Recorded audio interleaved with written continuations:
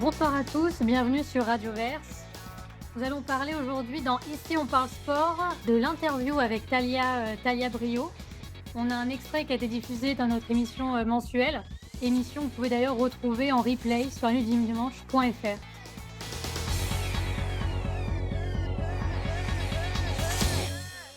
Talia, bonsoir, merci d'avoir accepté notre invitation. Je suis également en compagnie d'Aaron Jason. Comment allez-vous aujourd'hui? Super, merci et merci à vous pour l'invitation. Ça va super moi aussi de mon côté et je suis très content d'être ici comme toujours. Talia, avant de parler de votre carrière, de votre palmarès, j'aimerais revenir avec vous sur votre parcours, loin des podiums, vos premiers pas, si je puis dire. Racontez-nous votre premier souvenir lié à la boxe. Mon premier souvenir, c'est quand je suis rentrée dans la salle de boxe, ma première rencontre avec mon coach, avec qui j'ai directement accroché et avec qui je ne pensais pas, arriver, là où je suis aujourd'hui. Et c'était quoi ce souvenir? Genre quand vous rentrez dans cette salle, vous voyez Déjà, quoi en premier? l'odeur, l'odeur de la salle, Mmh. l'odeur des baumes, des gants, de la transpiration de chacun. C'était très convivial. On était beaucoup mélangés, c'était très cosmopolite et j'ai reçu un super accueil. J'étais, la plus jeune parce qu'il faut savoir que comme je faisais un autre sport à côté qui était l'athlétisme, je j'ai pas pu m'entraîner avec les jeunes de mon âge et du coup, Mmh. j'étais directement avec les adultes et je m'attendais pas à être, aussi bien accueillie. Ils ont été très bienveillants, ils m'ont aidé à ma progression. 2 mois, je pense que j'ai ouais, c'est ça, en 2 mois, j'ai réussi à faire ma première compétition que j'ai gagnée. Et je pense que justement, si j'avais été avec les jeunes de mon âge, j'aurais pas pu, graver les échelons aussi vite. D'accord, donc ça a été très formateur pour vous, d'avoir de l'expérience directement dès vos premiers pas, on va dire. Exactement. Et c'est ça qui vous a incité, qui vous a donné le déclic pour faire de la boxe? Heu, franchement, si vous êtes perdu dans votre vie, si vous avez un peu besoin d'action dans vos vies, n'hésitez pas à faire des sports de combat. Pas que la boxe, hein, parce qu'il y a j'ai touché au taekwondo, j'ai touché à la lutte et franchement, c'est des sports formidables. Et vous aviez quel âge quand vous avez commencé, du coup? J'avais 14 ans. Et 14 ans, c'est assez jeune. C'est jeune et en même temps, est-ce que c'est pas trop tard? Il y a des sports où il faut commencer très, très jeune pour, évoluer à un très grand niveau. Mais la boxe, ça a pas été, le cas? Pour ma part, je pense que si j'avais commencé super jeune la boxe, je pense que j'aurais décroché. Parce que déjà pour entraîner, je suis coach sportif aussi dans la vraie vie, j'entraîne aussi les enfants, je travaille avec les enfants, tout ça et moi je trouve que c'est pas captivant. Étant enfant, c'est pas super captivant par rapport à des cours comme le grappling où je trouve ça super amusant, super ludique, même le judo. La boxe étant enfant, jeune, sans faire de compétition, je trouve pas ça, très amusant. Donc je pense que j'ai commencé au bon âge. J'ai accroché et j'ai pu, du coup faire des compétitions, partir à l'international, très rapidement, grâce à mon âge. Très bien. Et votre première médaille ou votre premier accomplissement dans le sport, ça a apporté quoi pour la suite? De la jeune Thalia jusqu'à maintenant? Du coup dans la boxe, Oui, dans la boxe, c'est ça. franchement ça a apporté de la confiance. Quand j'étais jeune, j'étais pas si confiante que ça. Je me cherchais beaucoup, heu, même au niveau caractère, j'arrivais pas, à m'imposer. Et ça a créé en moi une certaine confiance en moi, genre, du coup, maintenant, je m'impose face, à n'importe qui. J'apprends des qualités, ça veut dire j'accepte d'avoir des qualités. Avant, Mmh. j'avais tendance à me rabaisser, à ne pas croire en moi et je pense que c'est ça qui fait la Thalia d'aujourd'hui, ce que je n'étais pas avant. Et quand vous dites que vous acceptez d'avoir des qualités, ça veut dire quoi? Ça veut dire qu'avant vous étiez vraiment, dans votre coin, il fallait pas parler en bien de vous? Heu, en fait, je viens d'une fratrie, déjà, je suis la seule fille chez moi. Et tous mes frères font du foot et du coup, je suis la deuxième. Mon grand frère, lui, il faisait du foot et de l'athlétisme et dans tout ce qu'il faisait, il a excellé. Donc passer après quelqu'un qui a du talent dans tous les sports dans lequel il touche, en plus, il avait signé un contrat de foot, tout ça. Je trouve que c'est difficile, d'avoir confiance en soi quand les yeux, ils sont posés que sur son grand frère. Je sais pas si vous comprenez ce que Mmh. je veux dire? Ouais, bien Et sûr. j'ai l'impression de, pas ne servir à rien Mais toute l'attention était centrée sur mon petit frère. Du coup, ben moi, je pensais que j'avais pas de talent. Heu, Mon seul talent pour moi, c'était la danse parce que de base, je suis danseuse et heu et en fait, la boxe, ça a réussi à moi à me prouver que je pouvais faire autre chose et que j'étais forte dans autre chose.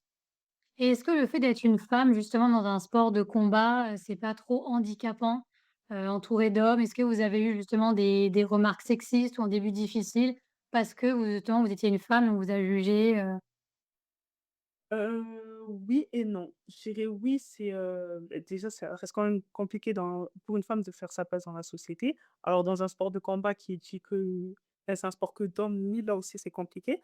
Mais le fait que je sois grande de taille, que, j'avais un physique, plus grand que les gens de mon âge, ça m'a pas posé problème pour faire ma place. Mais c'était plus compliqué, du coup, pour les hommes, pas les enfants, mais les hommes, d'accepter qu'une petite, du coup, de 14 ou 15 ans, puisse leur mettre une raclée, techniquement parlant et accepter aussi que, beh, en peu de temps, je performe. Mmh. Il y en a, ils ont commencé, du coup, en vrai, la plupart des gens de la boxe, ils ont commencé dès ils avaient 5-6 ans, voire 7 Mmh. ans et heu et il y en a, ils charbonnent dur, on va le dire, pour avoir ce niveau, pour arriver à l'international. Alors que moi, franchement, en 2 ans, j'étais déjà à l'international. En 1 an, j'ai intégré l'équipe de France et ça a été toujours oui et non, du coup, de faire ma place, parce que d'une certaine manière, j'étais très bien entourée. Mon premier coach a cru en moi directement, pas lâché, il m'a guidée. Après, j'ai l'habitude de traîner qu'avec des garçons. Mon entourage, il y a que des hommes. Donc en soi, c'est non, j'ai pas galéré à faire ma place.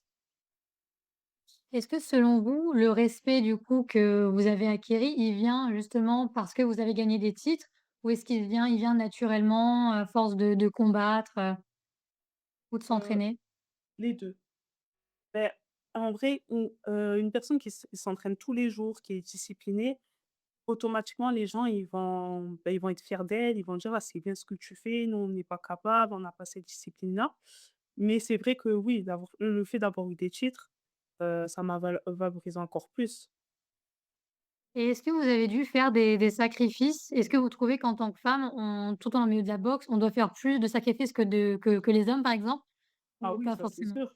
Ben nous, les Ouais. femmes, on est obligées de faire une pause dans notre carrière, ben juste déjà pour faire des enfants. Les hommes, ils s'arrêtent pas. Nous, on est obligés de faire une pause, dans notre carrière, du coup, pour faire des enfants. Je trouve que nos hormones jouent beaucoup aussi, dans le sport. Rien qu'avec nos règles aussi, il y a des femmes, elles peuvent pas s'entraîner quand elles ont leurs règles parce à cause des douleurs. Heu, Même mentalement, je dirais pas qu'on est plus faible que les hommes, mais on est plus facilement atteinte, par exemple, d'une dépression ou quoi. Parce que nous, on est très dans les émotions et voilà, donc moi, je trouve qu'on est plus handicapés que les hommes. Vous, vous avez déjà des sacrifices, enfin, vous avez déjà fait des sacrifices, que vous avez des exemples à nous donner, ou pas? Est-ce que ça Des vous parle? des sacrifices par rapport à quoi exactement? Pour la boxe, en tant que femme, D'une certaine manière, ouais, en tant que femme, j'ai dû, j'ai dû clairement, partir même de chez moi toute seule.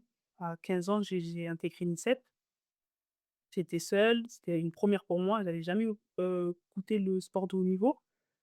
Donc ça a été dur, pour moi qui avait une place à la maison où j'étais, la seule fille, donc la deuxième maman. M'occuper, de mes petits frères tout le temps.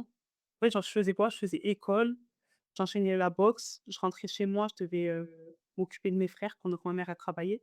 Donc je devais leur faire leurs devoirs, leur faire à manger, les laver, les coucher. En fait, j'avais cette vie de sportive, cette vie d'étudiante, mais à côté, j'étais la deuxième maman et je devais attendre que mes frères soient couchés pour, faire mes devoirs et pour, retrouver moi seule. Dans cette tête, je me couchais, il était, 00:00, 1 du matin et je me réveillais le lendemain à 7 heures du matin et ça, par exemple, mon grand frère, il a pas eu cette vie-là. Lui, ça a été, déjà, c'était le plus grand. C'est un garçon, donc c'est pas pareil, il a pas forcément, besoin de faire à manger ni de s'occuper de ses petits frères. Il est parti tôt de la maison, donc il avait pas cette charge, mentale, en tout cas, que moi j'ai eu. Donc oui, d'une certaine manière, je trouve que j'ai dû faire des sacrifices. J'ai une question moi par rapport, à la boxe, mais je voulais savoir combien de fois dans votre vie on vous a dit: «C'est un sport d'homme»? Tous les jours, hein, même à l'heure actuelle, on me le dit tout le temps. C'est Mmh. un sport d'homme. Hem, on est choqué quand je dis: «Je fais de la boxe». On me dit: «Ah mais ça va, tu féminine pour, une boxeuse. Ton visage, il est pas amoché pour une boxeuse, tu pas le nez cassé». Tous ces préjugés-là, en fait. Et est-ce que le fait, d'avoir, grandi dans un milieu peut-être essentiellement d'hommes, où vous disiez que la présence, de votre frère vous a un peu mise dans l'ombre, ça vous a aidé à vous forger, dans votre carrière de boxeuse? Vous voyez des choses peut-être que vous connaissiez déjà, donc vous étiez peut-être un peu plus, à l'aise à affronter ça? Je pense que oui. Je pense que ça m'a fait grandir aussi. J'ai réalisé certaines choses. Déjà, le fait d'être loin de ma famille, je pense que j'ai pris conscience de tout ça. J'ai eu un recul, du coup, sur mon enfance, sur, tout ce que j'ai pu traverser et non, la boxe m'a aidée. Je dirais même qu'elle m'a sauvée sur plein de choses, sur plusieurs points. C'est vrai? Ouais. Lesquels par exemple, si ça vous dérange pas? Mmh, déjà, j'ai pu, prendre confiance en moi comme j'ai pu l'évoquer. J'arrive à m'imposer, face à l'adulte, maintenant n'importe qui, chose que je ne pouvais pas faire avant. Je suis quelqu'un de timide, peut-être ça se voit pas, mais je suis quelqu'un de timide, donc j'ai réussi à vaincre un peu ma timidité. Je suis devenue plus sociable. Mmh, Mmh. j'ai réussi à prendre mes responsabilités et aussi, ça m'a sauvée de plusieurs, dépressions, je dirais. D'accord, et dans tout cet aspect, vous avez retrouvé de la confiance, ça vous a sauvé des dépressions et cetera.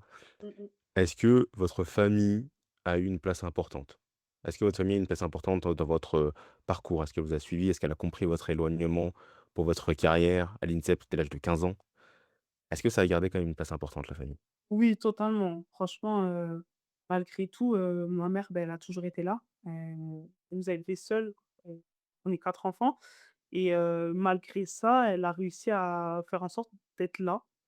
Par exemple, là, actuellement, j'habite sur Paris, mais ma mère aussi, elle a déménagé avec mes frères pour, me rejoindre après, que je sois sortie de l'INSEP, du coup. Mais non, ma famille a été un grand soutien, que ce soit ma mère ou mes 2 petits frères, ils ont toujours été là. Et concernant du coup la fédération, française de boxe, est-ce qu'elle veille ou est-ce qu'il y a des formations qui sont faites en interne pour justement lutter contre le sexisme? On sait qu'il y a peu de femmes comparé à beaucoup d'hommes dans la boxe. Beaucoup de personnes vivent des incivilités, des remarques misogynes et cetera. Je ne sais pas si ça a été votre cas. En tout cas, est-ce que vous savez si la fédération elle agit, à ce niveau-là ou pas? Je pense que oui, en tout cas, j'ai pas vu de sexisme, dans la fédération. Je trouve que justement les femmes, on est quand même beaucoup soutenues. Heu, ouais, franchement non, rien à dire de la part de la fédération, sur ce sujet-là en tout cas. Je trouve qu'on est bien mises en avant, même à l'heure actuelle là, les filles, elles sont postées même sur Instagram, ils les valorisent. Non, je trouve que ça va. Et vous pensez que vous pensez que c'est, plus facile ou plus difficile de passer le palier pro en étant une, femme Ah, dans c'est la plus boxe? difficile. Non, c'est Ouais? plus difficile, ouais. Pourquoi ça? Déjà en termes d'adversaires, faut trouver, des femmes. Mmh. C'est pas pareil en amateur. En vrai, en amateur, il y a on tourne beaucoup, on met beaucoup les gants, on fait beaucoup de combats. C'est plus facile, il y a plus d'accès, plus de facilité à la femme de trouver une adversaire, alors qu'en pro, déjà en France, on n'est pas beaucoup. Alors, faut aller chercher à l'international, hem, dans l'Europe. Après, s'il y a pas en Europe, faut aller taper dans les autres continents. Je trouve aussi le suivi déjà en France, je trouve ça très compliqué de percer dans la boxe ou d'avoir de la visibilité. Je trouve que c'est pas un sport qui est, assez vu, alors encore plus, chez les femmes, on manque de visibilité totale. Il y a des filles, elles sont super fortes, mais vraiment super belles à voir, sur le ring et je trouve qu'elles ont un talent pas possible et elles sont pas mises en avant. Alors que les garçons, certes, c'est pas un sport, avec beaucoup de visibilité, la boxe en France. Mais je trouve que, les garçons, ça sera toujours plus facile d'avoir une visibilité sur eux parce que, ils représentent, le côté sauvage, le côté, c'est des hommes, ils sont mis en avant, c'est un sport d'hommes. Dans tous les Mmh. cas, ça sera toujours eux qui représenteront ce sport. Alors que nous, les femmes, quand on fait ça, il y a direct les préjugés, oui, heu, elle est, elle est pas jolie parce qu'elle fait de la boxe ou elle est trop musclée. En fait, on n'est jamais assez bien. Mmh. Vous avez l'impression que vous devez être, raffiné pour faire de la boxe, vous? Faut qu'on soit vraiment des bombes, pour montrer que, dans la boxe, ça a pas enfin, c'est pas un sport que de garçons. Il faut montrer que en fait, il faut tout le temps prouver qu'on a un côté féminin. Alors que, il y a des filles, elles aiment pas ça ou, elles sont pas comme ça. Moi, je le suis, mais ça se trouve, il y a une fille, qui pratique de la boxe, qui est un peu garçon manqué et mal à l'aise avec, peut-être sa féminité et le fait de réduire la boxe tout le temps au fait que ce soit un sport d'homme, c'est compliqué pour nous, dans tous les cas, de faire notre place. On doit toujours prouver, toujours faire plus et c'est limite si on doit pas porter des jupes sur le ring. Ah oui. Et comment vous faites justement pour ces préjugés, pour essayer de les éviter au maximum et trouver une issue finalement? Mettre plus de visibilité sur les femmes qui font des sports de combat, déjà premièrement. Après il y a beaucoup les réseaux qui nous aident. On a TikTok maintenant, on a Instagram. Heu, Après en vrai en tout cas en équipe de France, la plupart des filles aiment beaucoup s'habiller donc elles s'habillent bien, elles font des TikTok, sur la mode. En fait, elles cassent les préjugés et elles montrent que, OK, on est des femmes, mais on boxe aussi bien que les garçons, voire mieux, certaines, techniquement, on est plus belles à voir et voilà et elles montrent aussi que les filles, elles peuvent mettre des KO, elles frappent, c'est pas que les hommes qui frappent fort. Et est-ce qu'elle vous aide généralement la fédération sur votre visibilité ou vous avez le libre arbitre en fait, au niveau communication? Mmh. Bah, on a le libre arbitre. Après, pour ma part, clairement, moi, je me gère seule, sur mes réseaux, tout ça mais je sais qu'ils mettent quand même, pas mal les filles, en avant sur l'Instagram de la fédération et après, les filles, pareil, elles se gèrent. On a le libre arbitre, on peut mettre ce qu'on veut. Tant qu'on est dans le respect, et ce qu'on Et dernière petite question pour médiatisation, il y a un impact du coup j'imagine sur votre carrière, le fait que ça soit moins, médiatisé que les hommes justement? oui, ça a un impact parce que, du coup, c'est difficile pour une femme déjà qui veut passer pro, trouver un adversaire, d'aller, on va dire, chercher les ceintures. Ramener des spectateurs. Les garçons, je trouve, ils galèrent pas à «remplir les tribunes» entre guillemets, alors qu'une femme, faut vraiment qu'elle soit bien mise en avant, qu'elle soit jolie à regarder et enfin, on doit faire trop d'efforts pour ramener des spectateurs. Donc, si je comprends bien, vous avez peut-être autant combattu d'hommes dans votre carrière que de femmes? Ouais, hein, j'ai plus mis les gants avec les garçons parce qu'en vrai aussi, il manque de femmes dans les clubs. Mmh. Bon là, ça commence à aller mieux et ouais, j'ai plus mis les gants avec les garçons et même là, quand je m'entraîne, vu ma catégorie aussi de poids, je m'entraîne plus avec les garçons qu'avec les filles. Et vous pensez que ça manque de modèles, peut-être dans la boxe, féminine? Vous parliez de plus de visibilité. Est-ce que un peu plus de visibilité, ça aiderait la boxe féminine à se développer et à créer des modèles pour les futures jeunes boxeuses? Oui, oui, oui, déjà, il y a la visibilité comme vous avez dit, mais il y a aussi le fait que, je pense qu'on met pas assez la boxe en avant, déjà dans les écoles. On fait tous les sports, mais moi j'avais fait, boxe à l'école, jamais Mmh. fait. Mis à part quand je suis arrivant au collège parce que mon prof faisait de la boxe, mais sinon, il y a pas de prof qui mettent en avant ce sport. On va plus faire du judo ou voire de la lutte que de la boxe parce qu'on dit: «C'est un sport, violent». Mmh. Oui, c'est violent, mais en général, au collège, ou même en primaire, ça sera de la boxe éducative. Ça Mmh. s'appelle la touche.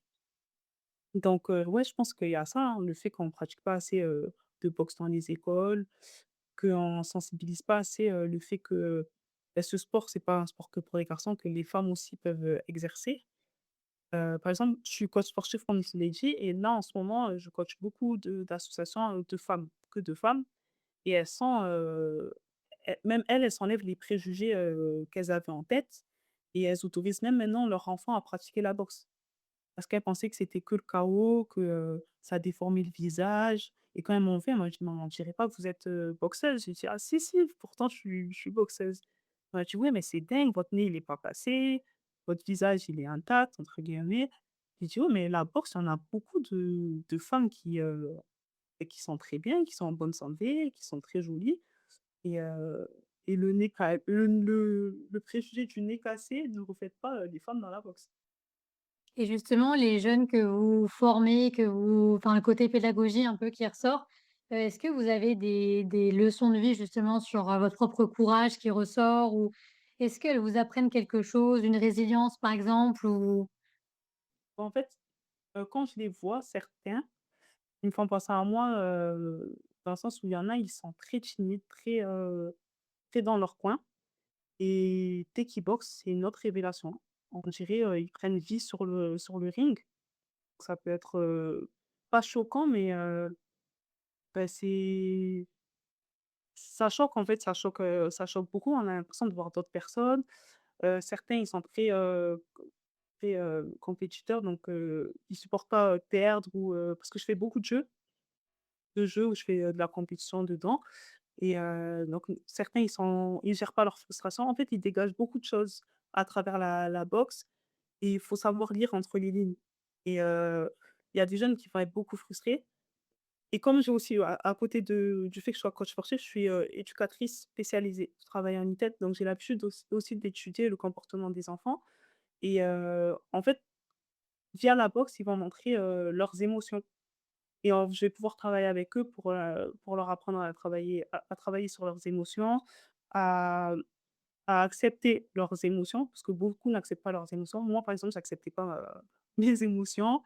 D'autres ont du mal avec, comment ça avec l'autorité, Mmh. heu, respecter les règles. Il y en a, c'est super compliqué, pour eux. Moi qui étais aussi comme ça, ben d'une certaine manière, ça me permet de travailler, ça autrement, de me mettre à leur place. Je pense qu'on peut, lancer une petite, pause, musicale, hein. Nous avons l'habitude sur Radioverse, de demander à nos interviewés, de nous aider à lancer cette pause musicale avec une chanson qui les accompagne au quotidien ou une chanson que vous avez envie qui vous passe par la tête. Talia, qu'est-ce qu'on écoute? C'est moi, je choisis la musique? Exactement, on a envie de découvrir votre Ah monde. OK! Patek de techno. Patek de techno. OK, c'est parti pour Patek de techno alors.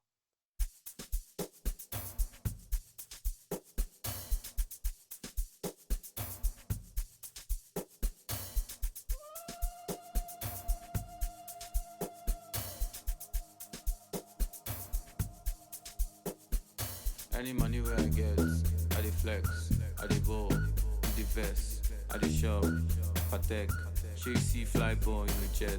My baby, my pet, she na pussycat. See back, see the yansh, free pass, maybe that. She go wine and well when she see the cash. Cash, cash, cash, cash, go, cash, cash. She go wine and well when she see the cash.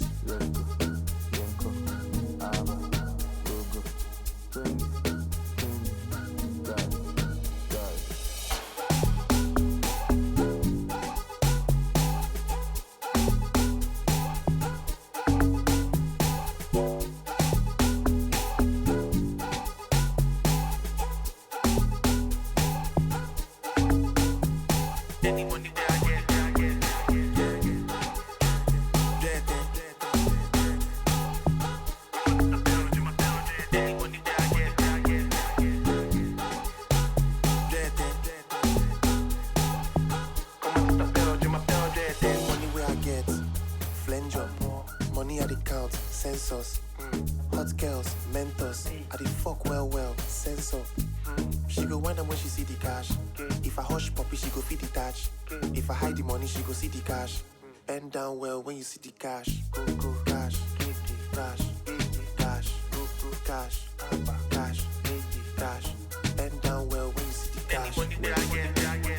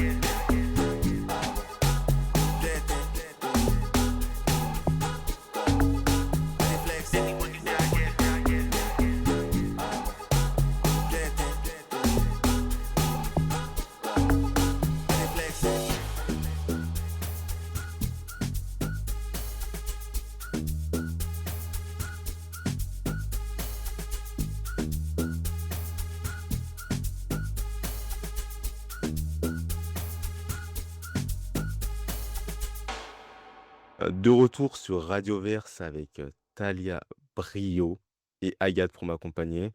Heu, je vous rappelle que tous nos replays sont disponibles sur les plateformes de streaming et également sur notre site lanuitdudimanche.fr.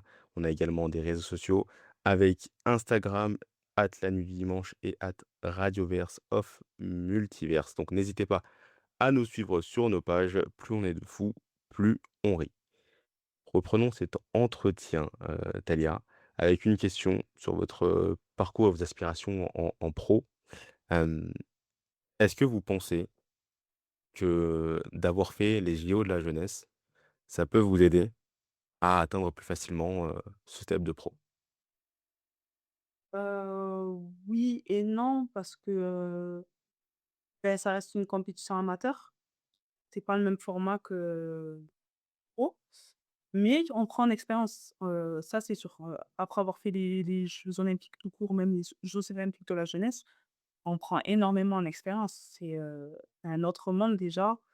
C'est, un objectif, normalement pour, tous les sportifs et encore plus, les boxeurs et c'est une compétition majeure, elle est très, très importante, dans le parcours, en tout cas en amateur et c'est sûr qu'en sortant de ces JOJ, en tout cas, je savais un peu plus ce que je voulais. Vous saviez où vous vouliez allier dans votre carrière, c'est ça? Oui, c'est ça, exactement. Et est-ce que votre entourage, il a changé ou pas, durant justement votre montée, votre effervescence? Est-ce que vous êtes, vous trouvez qu'on devient plus nombreux? Est-ce que d'autres gens se greffent? Est-ce que vous avez, toujours le même coach? Est-ce qu'il y a des équipes justement, avec lesquelles vous travaillez aujourd'hui, avec lesquelles vous ne travailliez pas avant, notamment dans le domaine du sport? Alors moi, j'ai eu beaucoup de changements, hein. Franchement, pour le coup, Mmh. j'ai eu plusieurs Ouais. coachs et puis je crois que j'ai tourné à 4 5 coachs, voire plus, hein, je mens pas. Mais ma carrière, elle a pris un autre tournant dans le sens où déjà je savais ce que je voulais. Donc c'était moi qui choisissais avec quel coach je voulais travailler, dans quel club je voulais être. C'était plus, avec des autres qui m'ont choisi à ma place. Moi, j'ai tendance à dire que jusqu'à présent, en tout cas, quand j'ai fait mes cheats, c'était, mon talent qui a parlé. Pas dire que j'étais une grande travailleuse, ça c'est faux. J'étais pas non plus très sérieuse, mais le fait que, que je m'amusais dans ce sport, c'est ça qui a fait que j'ai performé. C'est vraiment que le fait que je me suis, amusée, que, je me suis découverte qui a créé tout ça et justement, c'est quoi? 2-3 ans après les JOJ où j'avais fait une pause, déjà j'avais fait une pause et c'est après cette pause où je me suis remise en question, où j'ai fait du tri dans mon entourage du coup, que c'est là j'ai décidé de travailler et ne plus me contenter de mon talent, mais vraiment commencer à travailler, prendre un préparateur physique, me discipliner, essayer de m'entraîner le matin et soir. Ouais, j'ai fait un gros travail sur moi. Et pourquoi vous avez changé comme ça de coach, Le fait que j'étais à l'INSEP, en vrai, je m'entraînais pas trop dans mon club. Je venais du sud, je m'étais inscrite dans un club qui était, loin de l'INSEP, qui était dans le 78, donc c'était compliqué pour moi d'y aller, de temps en temps m'entraîner, sachant qu'à côté j'avais l'école, donc ça engendrait beaucoup de fatigue. Donc j'ai préféré mettre un terme avec ce club. Après, en vrai, c'est les coachs qui ont fait que j'ai changé de coach plusieurs fois. C'est soit, parce qu'eux, ils décrochaient, genre, ils avaient d'autres occupations que la boxe. Donc, quand un coach il décroche, automatiquement le boxeur il va plus suivre et le mieux pour le boxeur, c'est d'aller, voir ailleurs. Donc c'est ce que j'ai fait à chaque fois quand je voyais que ça me convenait plus.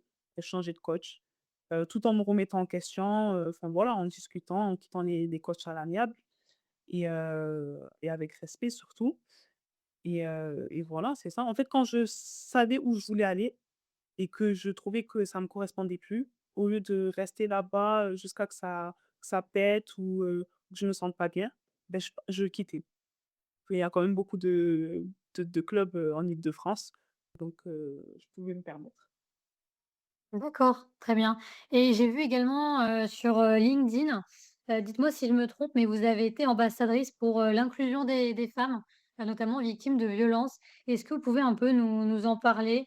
Est-ce que vous pouvez répondre à la question qui est, est-ce que le fait justement d'apprendre à ces femmes à se défendre, ça a été aussi une réappropriation pour vous?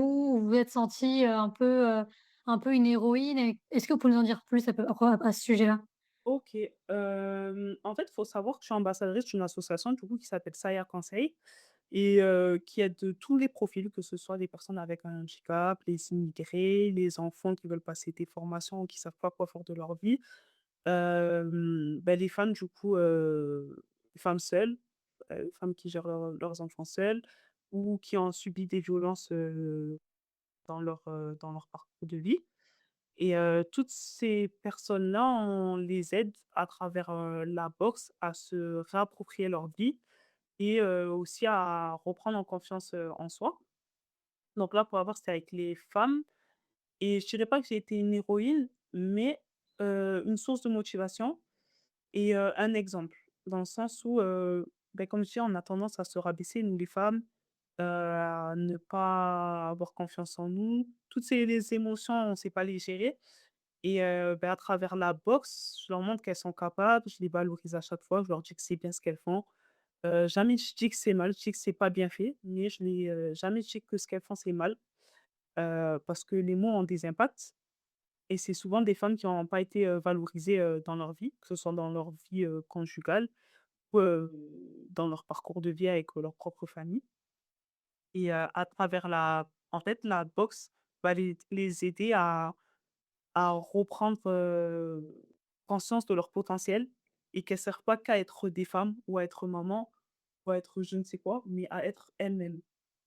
Du coup, ce rôle que vous avez dans ces associations-là, c'est dans ce volet-là que rentre, la boxe, éducative? Ça ou c'est complètement autre chose ou il y a pas forcément de lien? Non, c'est un peu pareil parce que en vrai, je fais de la boxe, où c'est du toucher. Parce qu'elles ont pas Mmh. de casse, pas de protège-dents, elles ont juste des gants. Donc je cherche pas à ce qu'elles se mettent KO entre elles. Donc oui, ça reste quand même de la boxe éducative, juste, formatée pour, des femmes. D'accord. Elles elles peuvent je fais du renforcement musculaire, je m'arrête pas qu'à ça. On échange beaucoup, j'essaye de leur faire des PAO, la leçon ou si j'ai des salles de les faire taper, au sac pour qu'elles se défoulent. Mais oui, ça rentre un peu dans la même logique que la boxe éducative. D'accord et donc du coup, la boxe éducative qui est donc un peu autre chose, mais qui reste, pareil, c'est votre métier à ça, vous, à côté? Ou, Oui, c'est un plus comme je disais, je suis éducatrice spécialisée qui est, à plein temps dans une structure qui est, une TEP Mmh. et à côté, en parallèle, soit de temps en temps, soit tous les week-ends, ça dépend, des vagues, des demandes. Bah, je suis coach sportif et je leur apprends à boxer, j'interviens auprès des associations, missions locales Mmh. et là. Donc transmettre, c'est aussi une des choses, qui vous, fait vivre au quotidien, quoi? Ah oui, oui, c'est important pour moi de transmettre. D'accord et je voulais savoir, c'était, plus que nécessaire, primordial d'avoir une activité à côté de la boxe ou c'est vraiment parce que c'était votre passion, vous voulez transmettre? Est-ce que cette question, économique est venue sur le tapis? Non, pas que, hein, vraiment, je dirais pas que c'est une passion, que j'ai du mal à être passionnée par quelque chose si c'est pas la danse, mais je dirais plus c'est un besoin de transmettre, d'échanger, de voir de nouvelles têtes, d'apprendre aussi parce que autant nous on transmet, mais on apprend des autres, Mmh. que ce soit sur soi, on apprend sur soi ou sur les autres aussi. Et est-ce qu'il existe aujourd'hui des structures, qui viennent justement en aide des sportifs pour pouvoir combiner et continuer à travailler et à progresser du coup dans le sport, sans avoir besoin d'exercer à côté, une vie de salarié finalement?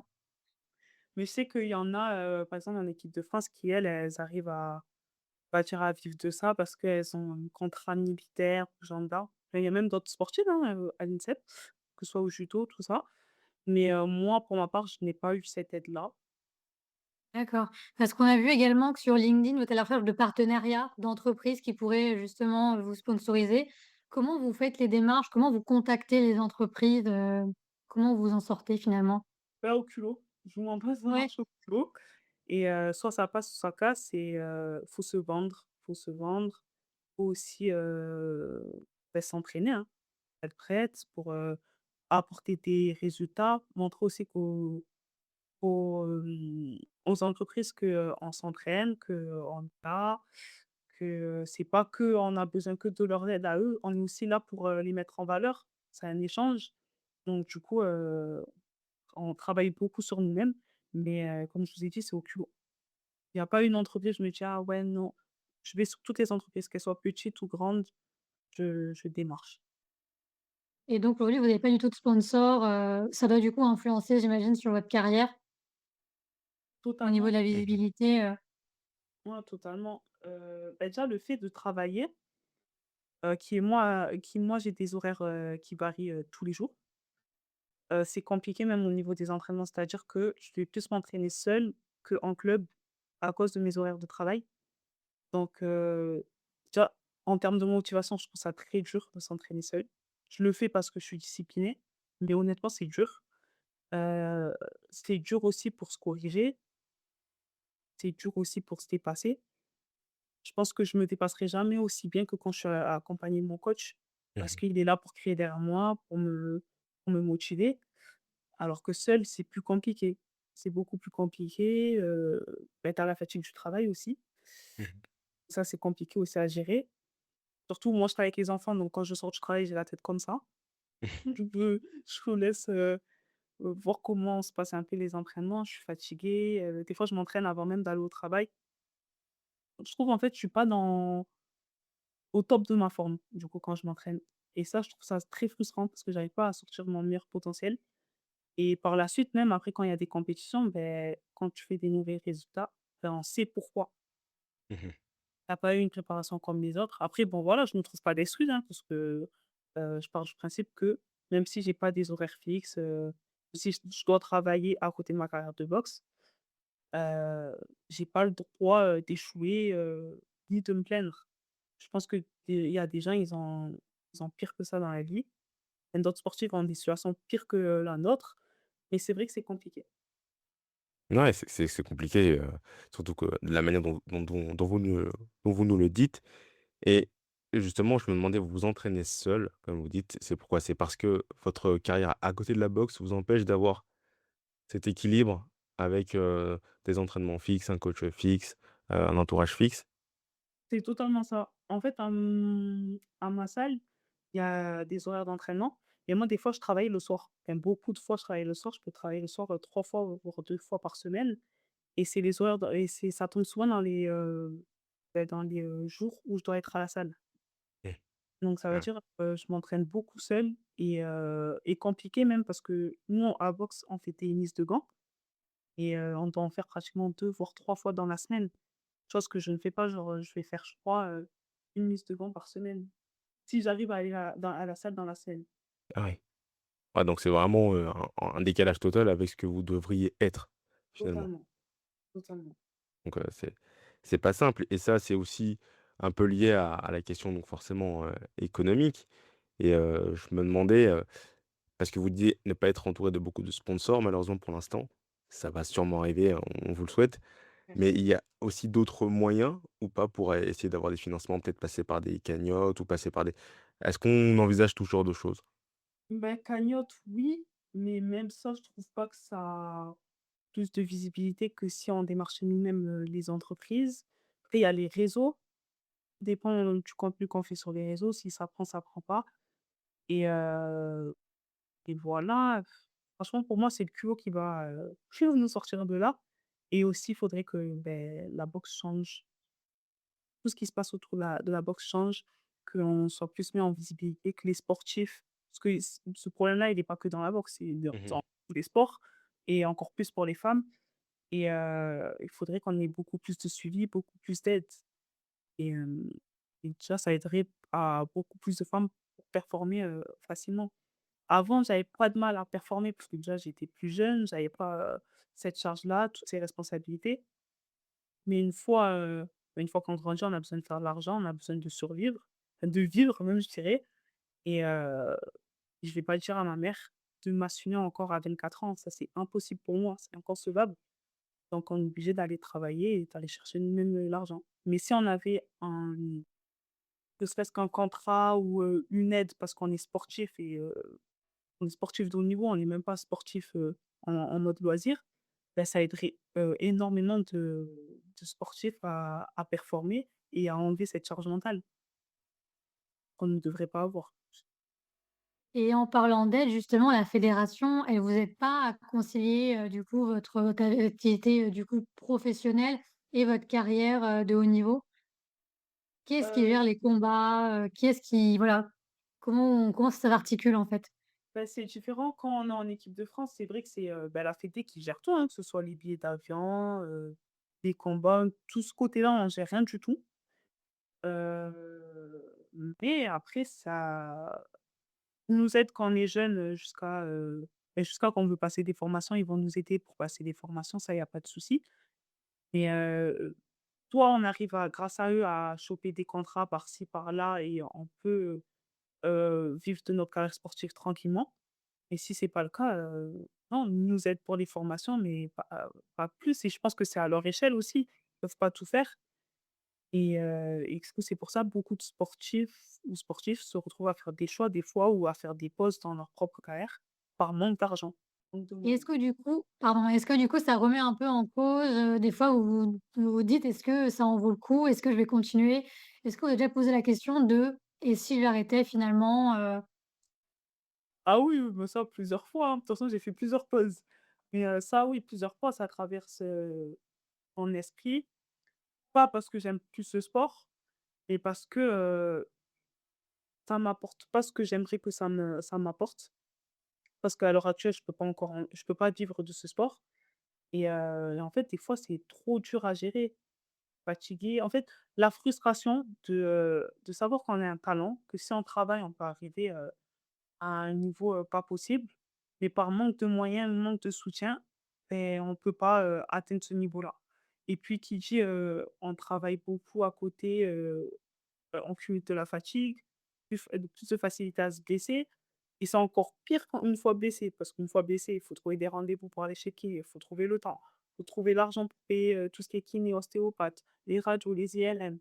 Même s'il y a la mutuelle, ça a quand même un coût et en fait, ça fait trop. En termes de charge mentale, ça fait trop. Et justement, vous parlez de la blessure. Je crois que qu'en 2022, c'est là où vous avez vécu votre plus grosse blessure. Vous avez dû faire une pause, de plus d'un an. Comment on vit tout ça? On le vit très mal, je vous mens pas. En fait, j'étais blessée, ma blessure, elle datait depuis 2018. Mais comme je n'ai jamais pris le temps de réellement me remettre en forme, en fait, en 2022, beh, j'ai fait, pas une dépression, mais un peu, où, je me suis dit: «Stop», mon corps, il voulait plus. Mon corps, il ne supportait plus rien, j'avais mal de partout. Ma tête, elle était remplie. J'appréciais même plus de boxer. Je voulais plus entendre parler de la boxe. J'étais en saturation totale et c'est pour ça qu'en fait, j'ai fait, cette pause. Je me suis dit: «En fait, stop. Je vais arrêter d'écouter les autres, je vais arrêter, de prendre sur moi, je vais arrêter de faire comme si de rien n'était alors que ça va pas» Mmh. et je pense que j'ai pris la meilleure décision de ma vie.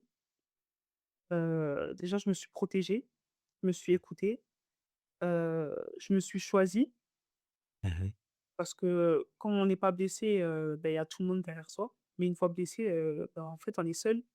Ça, je l'ai mal vécu. Au début, je l'ai mal vécu. Hem, je me suis remise seule en Mmh. études ce soir. C'est moi, je suis allée chercher, mes kinés, mes médecins, sachant que tous les médecins que j'allais voir me disaient que je ne pouvais plus pratiquer de boxe toute ma vie. Il fallait que je m'arrête, qu'il fallait que je prenne le temps de de me guérir. Il fallait en fait absolument j'étais en urgence, qu'il fallait absolument que je fasse, une pause et d'accepter qu'à ce moment-là, il y a plusieurs enjeux qui se jouent. C'était compliqué parce que du coup, j'ai raté, les tournois de qualification pour, les Jeux olympiques de 2024. Mmh. Il y avait d'autres même compétitions que j'aurais voulu faire. J'ai raté énormément de choses pour moi, hein, qui me semblaient importantes et j'ai vu ça comme un échec au début. Franchement, Mmh. là, je vous parle, comme quoi c'était la meilleure décision de ma vie. Mais, avant enfin là, c'est parce que je suis sortie de cette phase-là. Mais quand j'étais dedans, c'était le pire moment de ma vie. Je Mmh. voyais tout en noir, je me disais que j'avais échoué, je me rabaissais, en fait, j'acceptais pas. Et après, c'est en ayant pris ma pause, en ayant vu des médecins, des psychologues, tout ce côté médical qui m'ont aidée, c'est là, j'ai réussi à voir la lumière, on va dire et à me ressaisir. Très bien, donc c'est là un entourage qui a dû être, improvisé, mais vous êtes vraiment senti lâché pendant cette année, de blessures, Ah mais totalement. Je suis désolée franchement pour moi, il y a personne qui m'a soutenue. Enfin ou les gens qui m'ont soutenue ça c'est mon entourage, les Oui, c'est ça. sports que j'ai eu à ce moment-là, parce que même là, à ce moment-là, j'avais des problèmes familiaux, donc c'était un peu compliqué. Mais c'est vraiment mon entourage qui a fait que j'ai pas coulé et je pense ma force de caractère, d'une certaine Mmh. manière, je me suis découverte, qui a fait que j'ai pas lâché. Puis entre-temps, beh, j'ai eu aussi des décès. Donc je me suis dit: «Ah non, c'est impossible, il fallait que je garde la boxe pour, évacuer» Mmh. et c'est ça qui a fait que je me suis accrochée et que je suis revenue justement. Et sinon, je me suis pas sentie, soutenue du tout. Je pense que c'est plus les médecins qui m'ont aidée à me relever que, bah, l'entourage que j'avais au départ et Ah oui, j'aimerais tout là. ah oui, c'est assez fou quand même, ce que vous me dites là. Parce que du coup, dans votre entourage personnel, ça t'est pas tellement soutenu, mais même du côté des fédérations. Parce que vous êtes quand même une athlète, confirmée, pour l'équipe de France et de ce côté-là, il y a pas vraiment d'aide aussi, pour les athlètes blessés, les athlètes qui traversent des longues périodes de pause? Non, j'ai pas été soutenue, j'ai été soutenue par mon premier entraîneur de l'équipe de France, justement Julien, qui lui m'a toujours soutenue même à l'heure actuelle. Des fois, il prend mes nouvelles, lui aussi. Mais après la fédération, en tout cas pour ma part, moi j'ai pas senti de soutien. Après, est-ce que peut-être moi aussi j'ai eu j'ai tendance à, quand ça va pas dans ma vie, à me refermer sur moi et Mmh. de donner aucun signe de vie. Mmh. À part si on m'envoie un message, je vais répondre, mais sinon de moi-même, je ne vais pas dire si ça va pas, je ne vais alerter personne et je vais me retirer toute seule. Donc je pense que ça aussi, bah, ça a peut-être joué, hein. Et est-ce que vous savez pourquoi, est-ce que vous avez une hypothèse de pourquoi justement la fédération, elle était pas là à ce moment-là, un message, Pour moi, ils avaient d'autres chats à fouetter, hein. Si je suis pas là, il y a une remplaçante dans tous les cas et je pense que c'est le jeu malheureusement du haut niveau, c'est que, bah, on n'est pas seul, il y a toujours de la concurrence, donc si c'est pas toi, ça sera quelqu'un d'autre, ainsi de suite et je pense que ça fait mal pour le sportif parce qu'on n'est pas préparé à ça. On n'est pas préparé à ça, on s'attend quand même à avoir du soutien. En tout cas, il y en a, ils arrivent à avoir du soutien, de la part de la fédération, tout ça. Mais moi, pour ma part, ça n'a pas été mon cas et voilà, hein. Je pense que après, ils étaient pas au courant de ce qui se passait non plus dans ma vie. Ils savaient que j'étais blessée parce que je suis tout le temps blessée. Tout le monde le sait que je suis tout le temps blessée de base en équipe de France. Voilà, ça fait longtemps, mais voilà, à l'époque, j'étais très souvent blessée et voilà, hein. Je pense qu'ils avaient peut-être aussi besoin de déconnecter avec moi, je sais pas. Ça fait partie du sport de haut niveau. Je suis habituée enfin, on a habitué les sportifs, à voir qu'on est très facilement remplacés et qu'au final, on est des pions. C'est malheureux de le dire comme ça, mais on est que des numéros. nous en tout cas, on va vous soutenir pour le Dakar 2026. On a vu que vous vous projetiez, comme ambassadrice pour les JOJ. Est-ce que vous avez un message justement spécifique, que vous voulez porter à la jeunesse et à l'égalité des hommes-femmes, justement là-bas? Bah, déjà, je leur, donnerai comme conseil de vivre leur expérience à fond. Parce que moi, pour l'avoir vécu, je l'ai vraiment, vécu à fond. D'aller poser des questions, d'aller à la rencontre de d'autres, athlètes, pas forcément du même sport, mais de d'autres pays. Je trouve ça très important d'échanger, de voir comment ça se passe ailleurs, comment ils s'entraînent, enfin leur vie quoi. Deuxièmement, de s'amuser. On ne dit pas assez, mais il faut s'amuser. C'est encore des enfants, donc il faut qu'ils s'amusent, qu'ils prennent plaisir et c'est en s'amusant qu'ils vont performer. C'est pas, en leur imposant des règles, en faisant: «Faut faire ci, faut faire ça», que, ça va marcher. Après bon, oui, il faut du cadre, mais faut les guider, donc il faut qu'ils s'amusent, qu'ils soient aussi un minimum sérieux parce que ça reste, un épisode dans leur carrière qui peuvent faire en sorte que leur carrière prenne, un tournant justement. Ils vont beaucoup apprendre sur eux, beaucoup apprendre, sur les autres pays, parce que c'est très cosmopolite, c'est très mélangé. Ils vont découvrir aussi de nouveaux sports, comment ça fonctionne, leurs règles. Par exemple, moi, j'avais découvert l'escrime. Je connaissais ce sport, mais je savais pas comment ça marchait, leurs règles. Pareil pour le karaté, c'est un sport de combat et le pointage, il est pas pareil qu'en boxe, enfin c'était différent et voilà, de vivre leur expérience à fond, de se donner à fond, de se donner les moyens et de s'amuser. Vraiment s'amuser, c'est mon mot de fin. OK, super. Et pour finir, est-ce que vous avez, d'autres projets? Qu'est-ce qu'on peut vous souhaiter de meilleur, en fait, pour l'année en cours? De revenir, sur le plan international, de trouver des sponsors, heu, d'obtenir mon diplôme d'éducatrice spécialisée. J'ai le statut d'éducatrice spécialisée, mais je suis pas, j'ai pas pu, passer ma formation. Je compte passer bientôt, donc l'avoir, avoir mon diplôme et te performer, sur tous les plans, passer en pro. J'espère que c'est un objectif aussi, passer en pro très, très prochainement et voilà, revenir au plus haut niveau. Eh bien, on vous le souhaite, Talia, et on aimerait aussi, vous soutenir. Donc, dites-moi si je me trompe, mais, il me semble que sur la plateforme soutiens-ton-sportif.fr, il y a une cagnotte qui est ouverte à votre nom. C'est ça, Ouais, c'est ça, donc on peut participer, tout le monde est invité à participer, quoi. On se connecte sur la plateforme et chacun est libre de donner. C'est bien ça? exactement. Très bien. Et on invitera en tout cas tous nos auditeurs à faire un tour sur cette cagnotte, à de de de généreux donateurs s'il y en a, et on souhaite, tout le bien pour votre suite de votre carrière. Merci beaucoup. Voilà, et en finir avec la dernière question qui était donc pour vous, le fait de passer pro, qu'est-ce que ça changerait pour votre carrière? Ça serait un autre format. Ça serait, parce qu'en fait, en amateur, on dit que c'est un sport, la boxe, c'est un sport, individuel. Oui, on est en équipe. Quand on s'entraîne, on est en équipe. Quand on se déplace à l'international, on est en équipe. Donc là, ça serait vraiment ma carrière à moi. C'est que moi, avec mon staff à moi, on s'occupe que de moi. On est dans les détails. Enfin, l'attention est vraiment centrée sur moi. Donc déjà, rien que ça, je pense que ça me ferait énormément de bien et en fait, ça serait un objectif atteint parce que j'ai toujours voulu, être boxeuse pro. Après quand, je savais pas. Mais là, vraiment, c'est un objectif qui me parle plus que, je dirais pas que faire les JO, hein, mais que rester en amateur. En tout cas, je me préparais en pro. J'ai envie de voir autre chose aussi. Je pense que j'étais assez d'amateur et Mmh. j'ai envie d'aller voir ailleurs. Après, pourquoi pas cumuler les 2. Mais là, le monde pro, ça m'intéresse, ça rajoute, du piment. Et quelles sont les étapes pour passer pro, du coup? En vrai, je pourrais passer pro vu, le parcours que j'ai eu. J'ai déjà assez de combats en amateur.